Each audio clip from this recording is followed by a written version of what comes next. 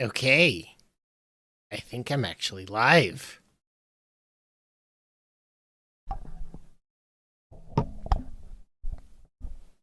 I am extremely nervous. I don't know how this is going to go because I know nothing about streaming and I wasn't able to get everything all set up for myself. Live. But welcome to Rise of the Rulelords live. Today I am doing a stream on behalf of Team Paizo, raising funds for Gamers Engaged. There is a link on Blue Sky and Twitter where you probably saw some kind of announcement for this, talking about ways that you can donate.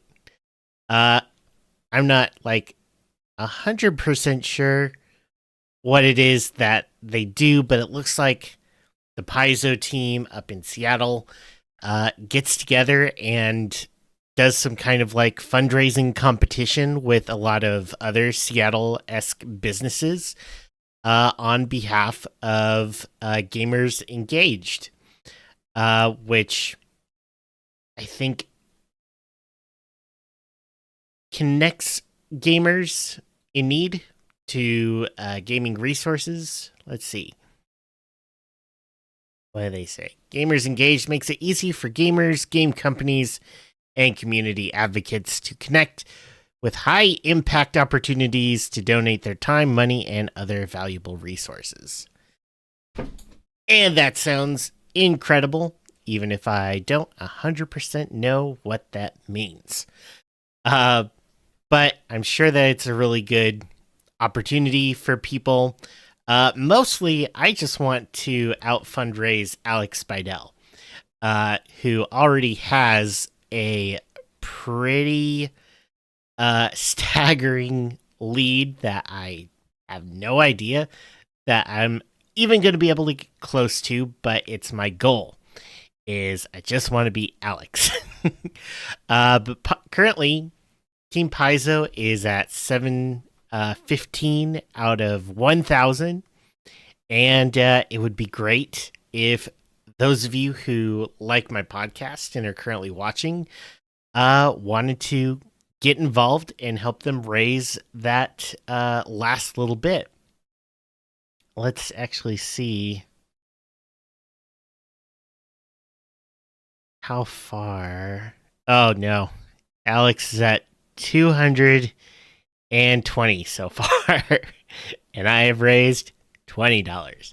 So, want to close in that 200 gap, maybe see if we can reach the full goal of 300 and see if we can get there. So the way that I'm going to do this particular stream is I'm going to be playing the Pathfinder beginner box solo adventure called Pirates King Plunder. Yeah, I should do this so that you guys can see my full face. I have never actually played it myself. I've seen like the choose your own adventure style stuff in the player portion of the beginner box materials. There's actually a remastered beginner box right there. Still has the same adventure, but with new or remastered challenges and updates. So that is what we're going to play. And the way that this will be set up is that if you donate to my Team Paizo fundraiser, which I will put in the chat, then you get to tell me what to do. Maybe you will lead me to my death. Maybe you will actually help me advance the story. And I'm going to keep going until I reach the end. I don't think anyone is actually watching right now. So hopefully all of this blathering is the time lead up needed for people to come on and start to play with us. So again, if you're just joining, trying to beat Alex Spidel in our goal of supporting Team Paizo in the Gauntlet, raising money for gamers engaged. Uh, if I have any luck, it'd be great to even make like $10, but the goal is to beat his current donation lead of $220. And any money that you put forward on the team, either the team or on my own page, will go towards making me do stuff as we play through Pirates King Plunder. So let's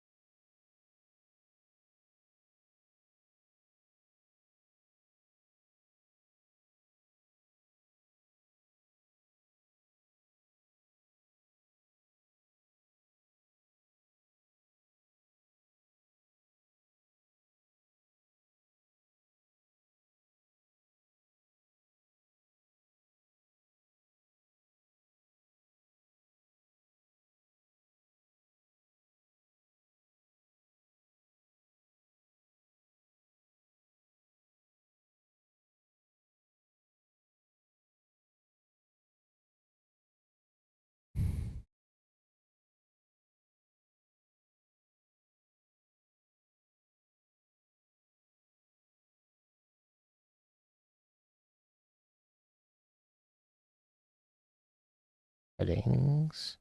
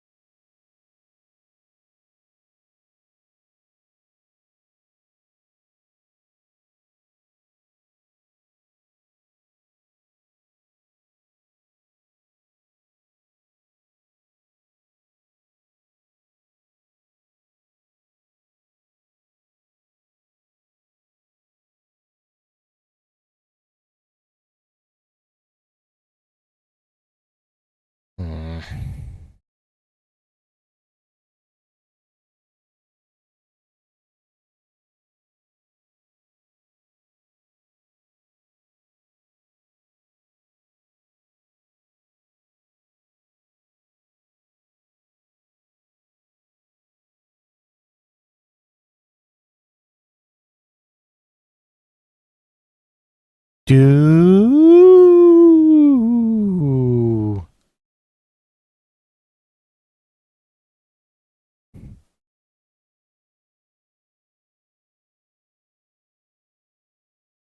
thought when you just went between windows.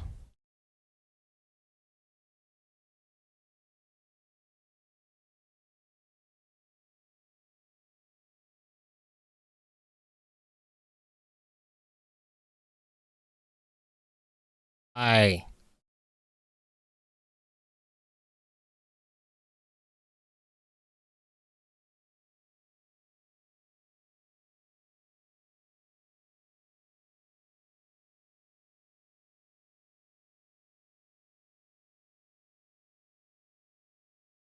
Okay, maybe now.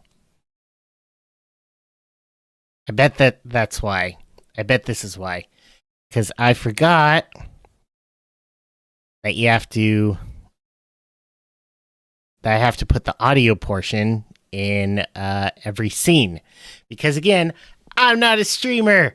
I don't know how to do any of this stuff. But maybe that fixes it. There's a little bit of a lag. So, yay, Brian gave a thumbs up. Oh, yes, we did it, chat. Brian. So, okay. I guess let me restart everything that I was saying before, because you probably didn't hear a single word of it. So, welcome to Rise of the Rulelords live.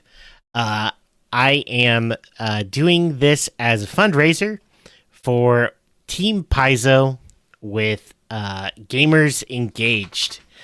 How this format is going to work is that any donations that I get are going to determine what I do while we're playing Pirate King's Plunder.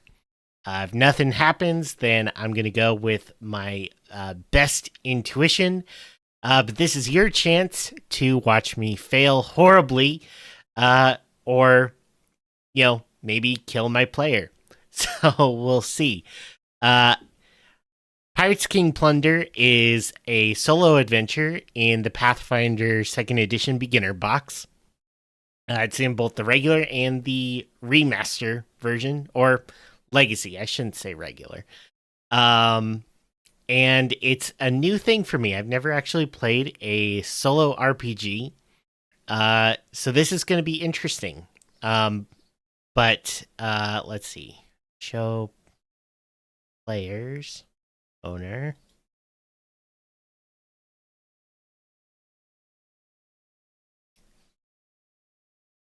I'm not going to let you scroll down with me.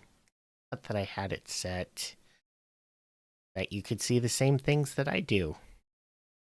Maybe not. To play a stream? Okay, well, anyway, at the bottom of this, which I cannot figure out right now, we have a couple of statistics. My AC is 18, my hit points are 10. I'm wielding a short sword with a +7 modifier, and I have a +4 perception. So extremely basic character, not going to have any funny spell casting or anything going on, but it should still be a good time. This is, again, the first time that I've ever played Pirates King Plunder, so we'll see how it goes.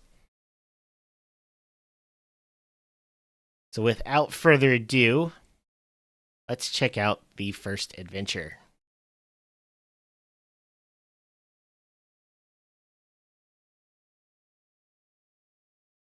Yay, there we go. You're a wandering adventurer visiting Otari, a small town on the coast of the Starstone Isle, an enormous island magically raised out of the ocean by ancient god. Otari is renowned for its lumber and fine wooden boats. But that's not what brought you here. You came looking for adventure. Word has it that a vicious beast is preying on the town's livestock, and the mayor has offered 10 gold coins to any hero who can put an end to the menace.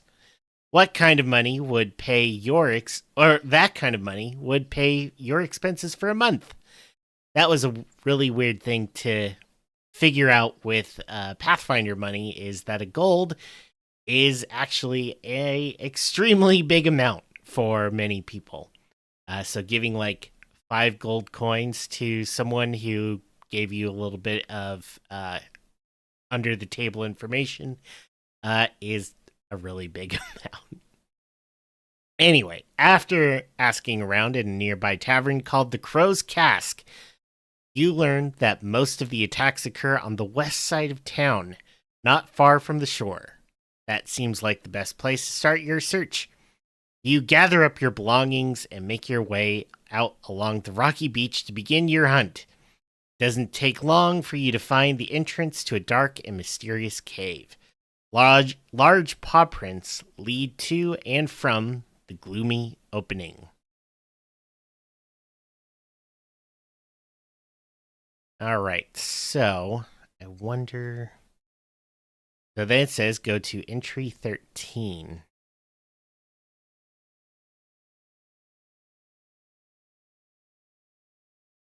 Did I see that one? Or.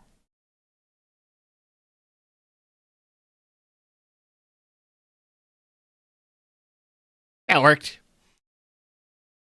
Noticing the tracks leading to the cave, you hide in the nearby underbrush, hoping to ambush whatever foul beast lives there.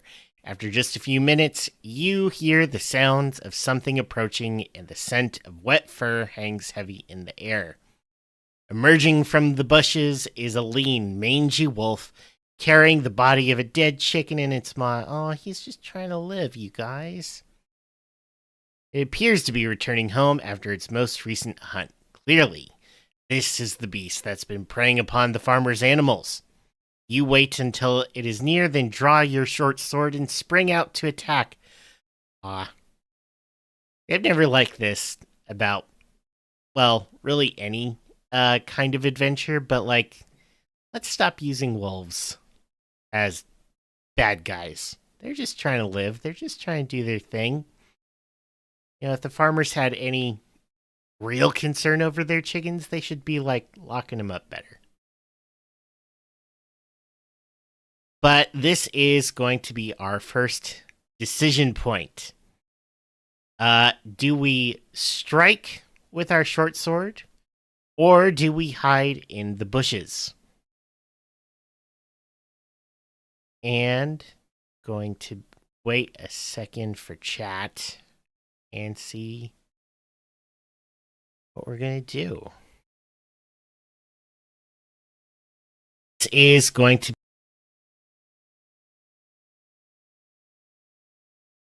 hide in the bushes. And going to wait a second for chat and see what we're going to do. This is going to... Okay, so we're going to go ahead and hide in the bushes. Because I don't think that you should be attacking wolves who are just trying to do their thing. So we're going to increase our AC to 20 until the start of our next turn. Remember that you go first. If you find that the wolf is hitting you too much, you should remember to hide with your third action to make it harder for the wolf to hit you. Oh, so does he not even notice me?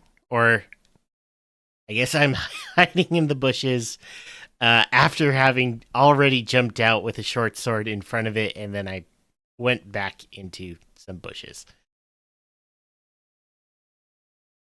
So he's going to need to come up with something to do. On his turn, it attacks 3 times using all of its actions. Well, if I hit in the bushes, I should actually have to move 1 for 1 action. And then it's going to strike. Oh, hey, cool. Just click the button for that. That is a total of 13, which does not hit my AC of 20. It's going to try again, just doing a normal 1d20. Also misses. And then rolled a nat 20, which, as all of us Pathfinder players knows, means that it increases the level of success by 1.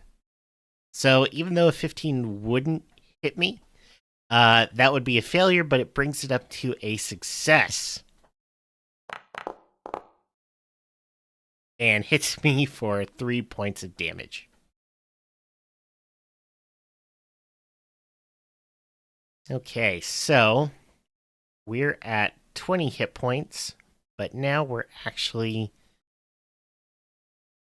at 15. Okay.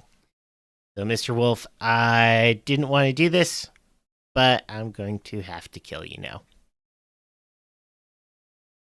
So, on our turn, going to strike with our short sword.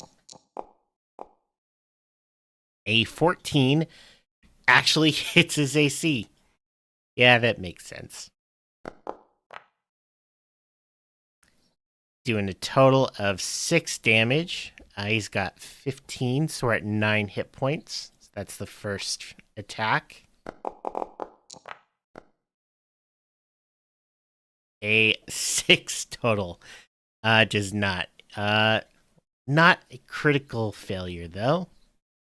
And then, yeah, I think we're going to use our last action to hide in the bushes, unless anyone in chat has something to say about that.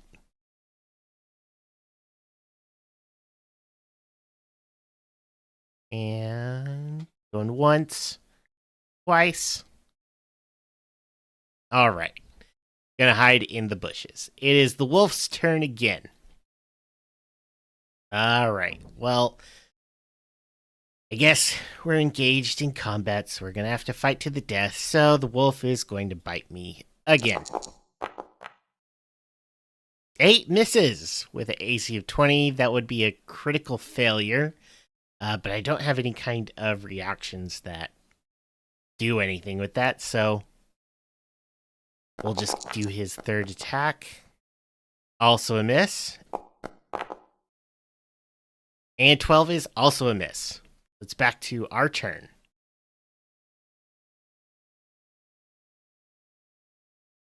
Let's see. Guess we're going to have to do a first attack. 18. That hits. Almost max damage for 9. Let's see. At 6 already. Or at 9 already. So we killed the wolf. Sorry, Mr. Wolf. I really wish we didn't have to kill wolves in these adventures, but there you go. So, luckily, we defeated the wolf, which means that we get to continue on the adventure.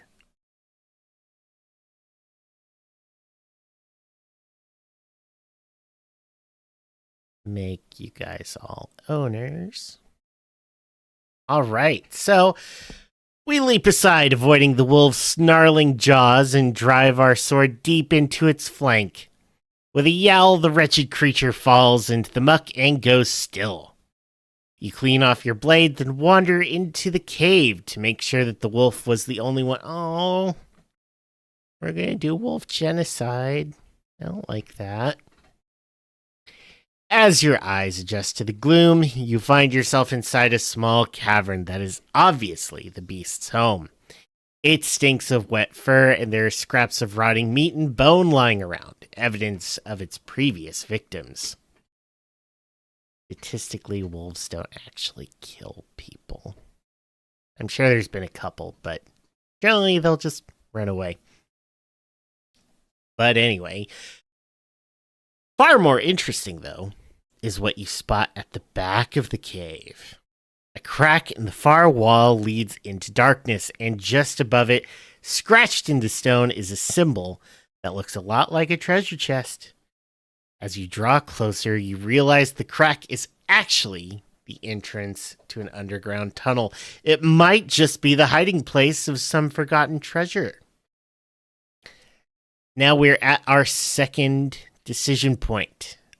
If I squeeze through the crack and explore deeper, go to 19.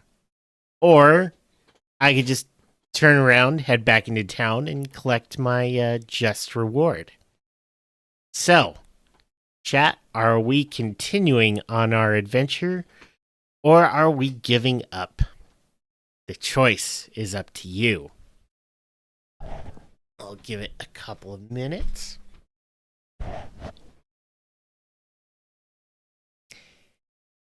And again, all proceeds are going towards helping Team Paizo with their Gauntlet event. Putting the donation link into chat one more time. And I'll wait just a little bit longer as I watch the stream catch up to where we are now.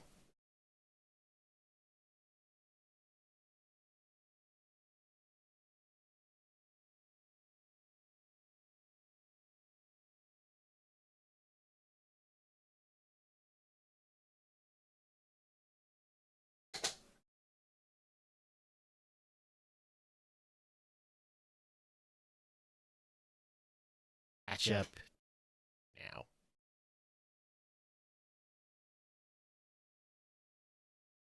Okay, going once. Going twice. Checking donations.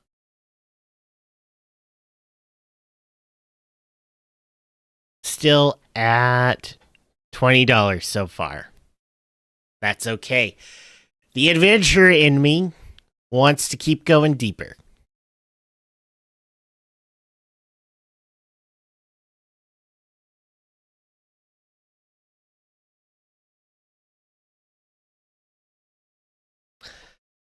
All right, putting aside our fear, we squeeze through the crack into a narrow passageway beyond, lit only by faint light from above. The cobwebs and dust are any indication no one has been down this way for a long time. Up ahead, the passageway widens to form a cave chamber before veering to the left. A curtain of moss grows on the right wall of the small cavern, fed by a trickle of water dripping from the cavern ceiling. Something about it looks odd, but you can't quite figure it out without succeeding at a perception check. All right, so our perception is 1d20 plus 4. Fairly low, kind of standard for me whenever I play characters. So we're trying to be a 15. Let's see how well that goes. Hey, we got it. So we succeeded.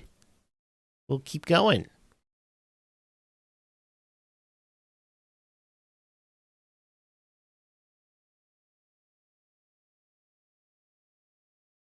Looking around, you notice a narrow crack in the wall just above the curtain of moss. Water seems to be dripping out from the crack, and it looks wide enough that you might be able to squeeze inside. What do you do? Okay, our third, I think I've mixed up the numbers a couple of times. New decision point. Ignoring the crack and head down the passageway or crawling into the crack. I don't know about you, but I've never found crawling into cracks to lead to a good time. That might not be the way to go, but the passageway also could be just a little too safe. So let's see if chat has a preference for which way we're gonna go.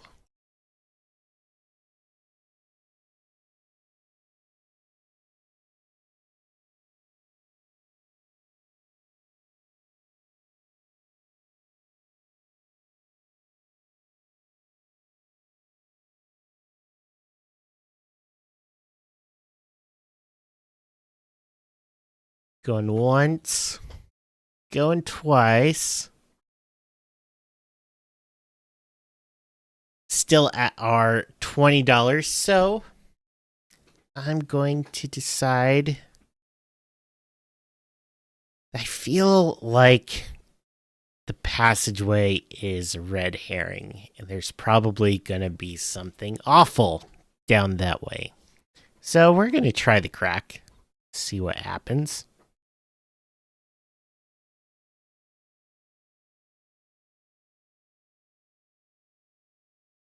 After brushing aside some of the moss, you find small notches cut into the wall, making it simple to climb up into the crack. Someone must have carved these on purpose. Squeezing into the crevice, you find a small, cramped alcove behind it. It's filled with moss. You note two things. In the back of the room is an old leather pouch that is split open on one side, spilling a handful of coins across the floor. In addition, set into the floor in the center of the alcove is a stone lever. And for that, we get 21 copper and 4 silver pieces. That's a whole rent? Let's actually double check. What was hotel costs? Lodging.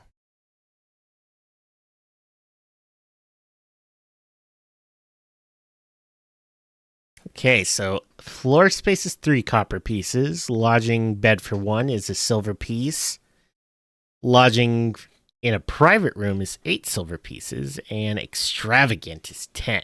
So, explodes up.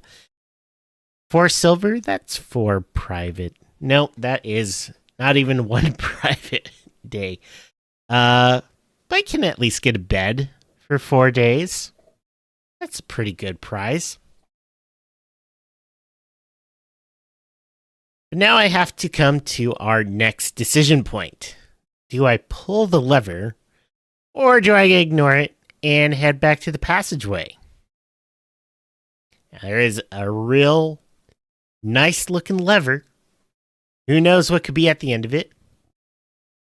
But also, perhaps we go back to the passageway. What do you decide that we do, chat?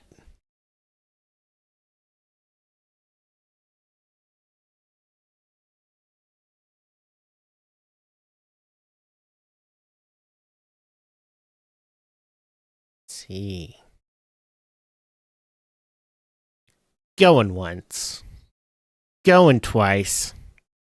Still at our $20. Think Alex is going to beat us in this case.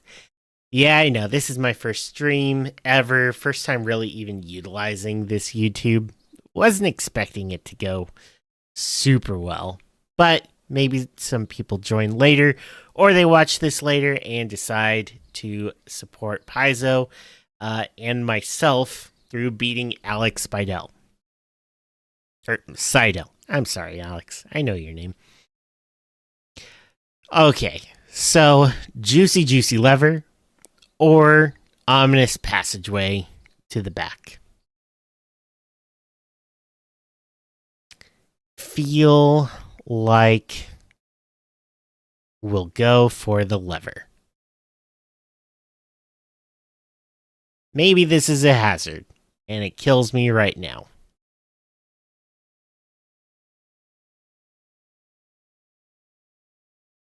You have to pull hard, but the stone lever finally moves as it slides into place. You can hear a rumbling sound from somewhere nearby. Dust and dirt shake loose from the ceiling until the rumbling finally stops after about a minute. There's a deep click from the lever, and no matter how hard you try, you can't move the lever back to its original position. So we pulled the lever, and now all that we can do is go back to the passageway. Okay. So a little disappointing with the lever, but that's okay. So I guess we actually have to go back to the passageway. Let's see what's there. Passageway winds through ancient rock, and it's clear that someone has made it wider with a pickaxe. Although it looks like the work was done many years ago. After squeezing hurriedly through a narrow crevice with a ceiling supported only by a rotting log, you find yourself in a small chamber. Roots grow down from above, breaking through the ceiling and letting in faint, dappling light here and there across the cavern.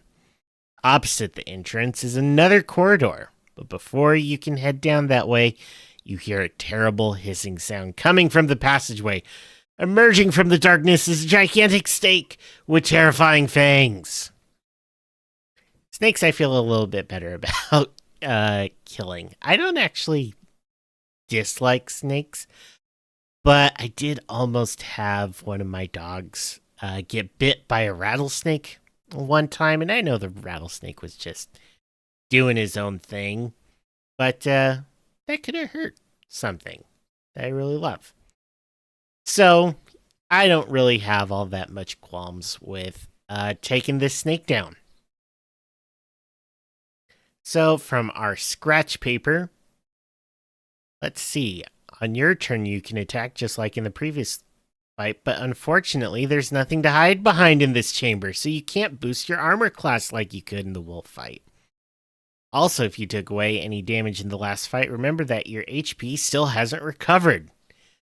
Alright, so the wolf got in 5 points of damage. So from 18, we're at 13, or from 15, we're now at 10 hit points. And the snake does 1d4. Luckily, it doesn't look... Oh, no! There is an after effect if we get bit by poison. So we'll need to try to take it out.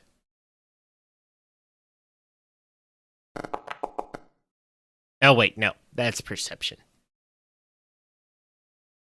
So it looks like we get to go first. Let's see how well I do. A 19 against their AC.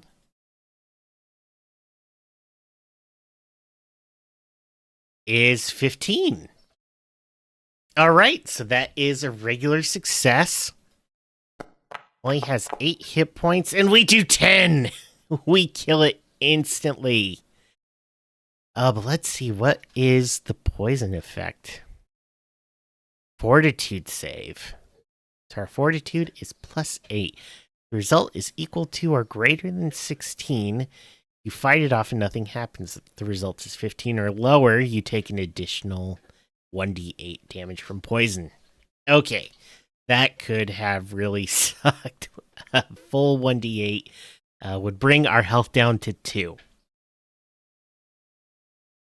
If I defeat the snake, go to entry 8.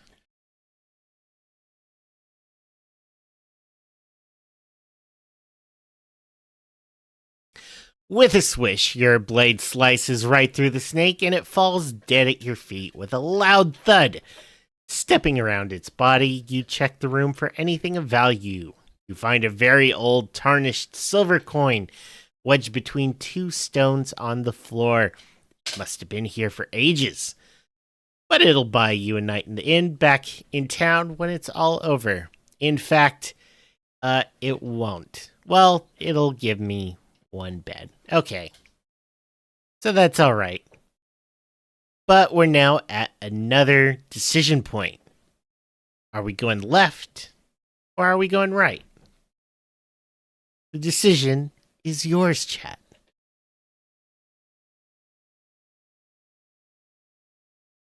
I posted the link a couple times in the chat, but remember, all proceeds are going to helping Team Paizo in their Gauntlet into the Deep. Gauntlet is from Abomination Vaults.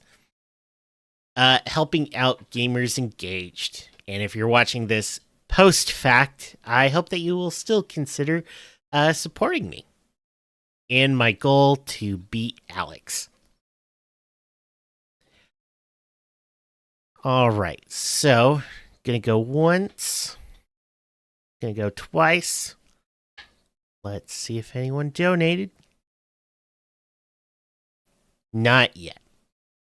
So it's really a coin toss. I'll use my Paizo United Paizo Workers button. Let's say if it rolls on unionization, we go left, and if it rolls on the sharp point of capitalism, we'll go right. Sharp point of capitalism it is.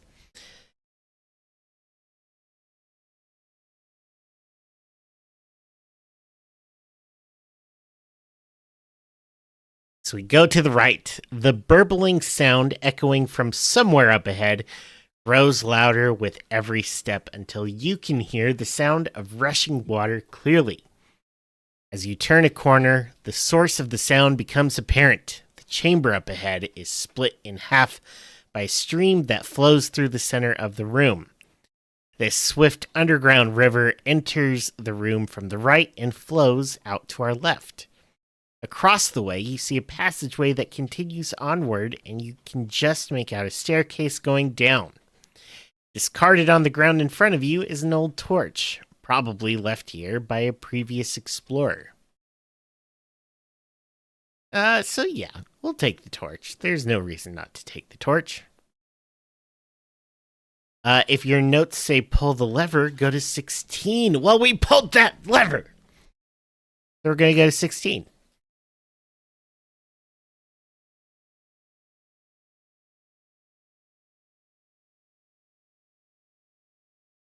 Show players. Owner. There we go. In the center of the river is a pillar of stone that looks like it's been submerged for a long time. You might be able to use it as a stepping stone to jump across the river. However, you could also try to swim across. Well, we did the whole lever pushing. There's no reason to try to swim. But maybe I'll have to swim. We'll have to see what you all decide to have me do.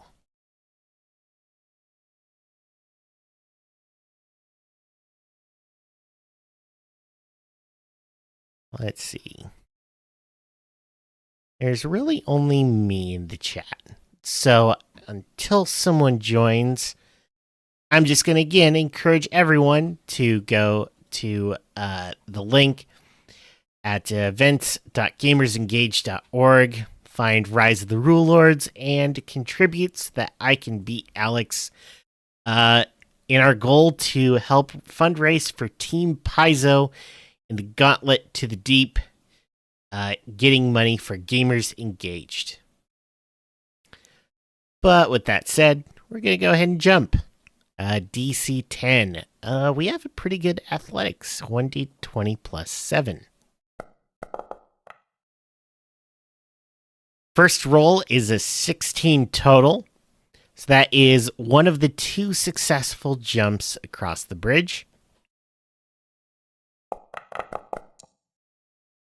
And a 14! We did it, you guys. Good job, us. We didn't fail any checks, and we made it to the other side. So we get to go to section 3.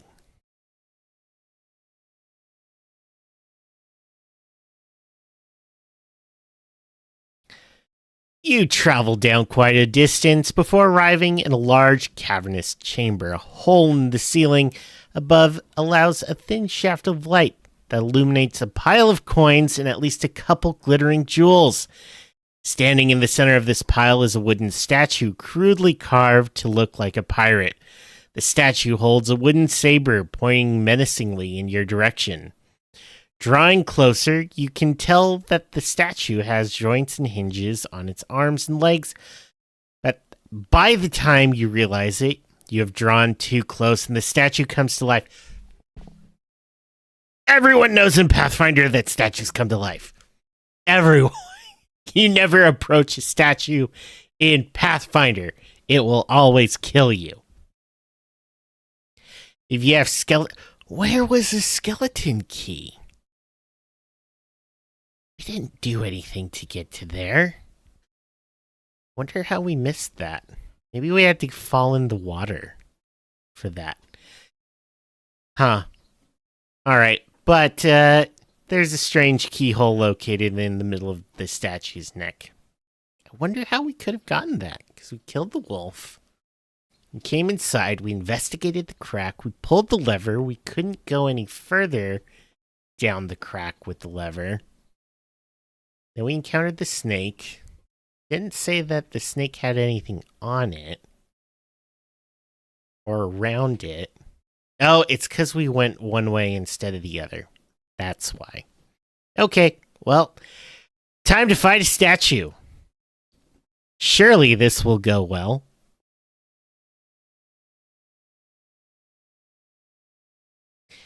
You are now in combat with the pirate statue. Hooray for us, we're fighting a construct. To start this combat, you and the statue must start by rolling initiative. Okay, cool. First initiative. The one who gets a higher result acts first in combat. 8. Yep, that's pretty par in the course for me. But if you're gonna have a low roll anywhere, initiative is a pretty good place to do it. But the pirate doesn't have a modifier. They rolled a 1. Okay, so yeah, statues not historically known for having good eyesight. So we'll get to go first. Let us strike with our short sword. The AC we're trying to beat is 18. We got a 13. So our first strike fails. Our next strike with map is an 11. So we got to try to get that net 20 on our third. Of course not. 6. In fact, that would be a critical failure. Does it have anything that it can do on a crit failure? Nope. Oh, we could have moved away. Okay. Forgot that that was an option. So, it is now in our phase 2 and able to strike 3 times with a much better modifier for its attack. So, oh boy, this is gonna hurt. 18, that is our AC. Oh man, they could kill us right here. 9! Oh my god. We're at 1 hit point. Why wasn't there any kind of potion? There probably was down that other route. Or maybe some kind of benevolent. We didn't do first aid because we don't know if we actually have medicine. So we're still alive, but that was his first attack. Oh, wait, whoops. Need to do its second attack. Okay. Okay. 9. It's not massive damage. But we're dead. Well, unconscious. We would be at dying 1 right now, but we don't have any teammates. That's the point, is don't split the party. Always go on adventures with friends. So, statue defeated us. Let's see what awaits us.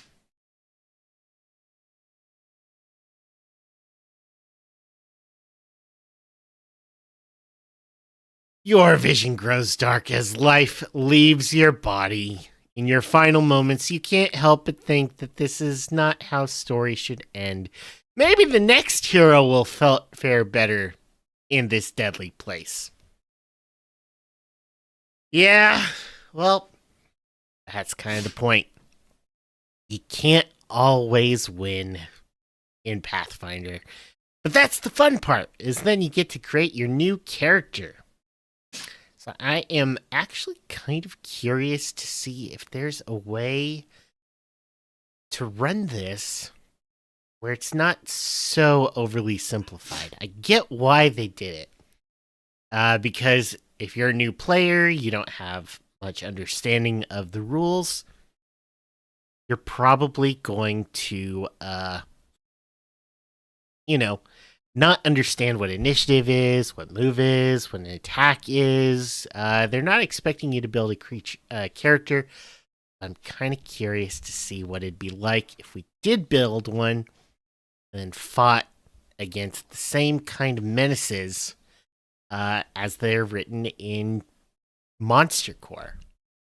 I don't know that they have a wooden statue, though. Maybe they do. Let's see. Statue. Oh, there's a statue. There's a giant statue. That's level 6. That would kill us at level 1. Let's see. What kind of... Oh, no, wait. Giant stature. That's what I was reading. Animated statue is a 7th level creature. Let's see. So there's an animated silverware swarm. That's level 1. Animated statue is 3. I think that's probably what we're fighting right now. That's legacy content, though, from the bestiary. Did they really not have one in Monster Core? That seems weird. Let's see. Monster Core.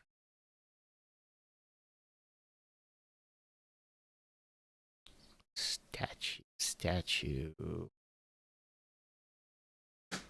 Stone bulwark. No statue. Let's see. Creature traits. Or creature by type. That's what we need to look at. Construct. Alright, so they have the animated broom, the homunculus, level 3. It is animated statue. Okay. AC of 19. Has armor. It has a fist, which actually does more damage than the creature we just fought. That would be interesting.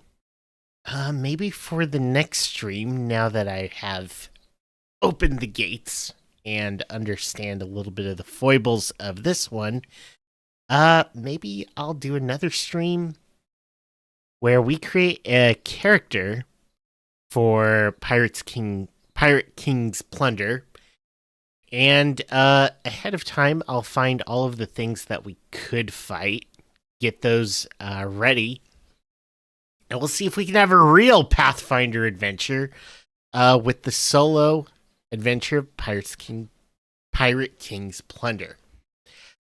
But with that, my dogs want me to pay attention to them, and no one's watching right now, so I'm not disappointing anyone. But if you're watching this later, I will probably set aside this time to do a couple of streams every once in a while about what I don't know, but that could be fun.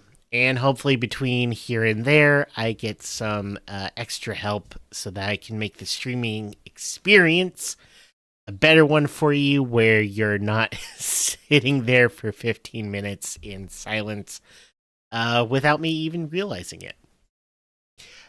So with that, I'm going to end this stream. We died, but maybe a new adventure will come and take our place. But until that time, remember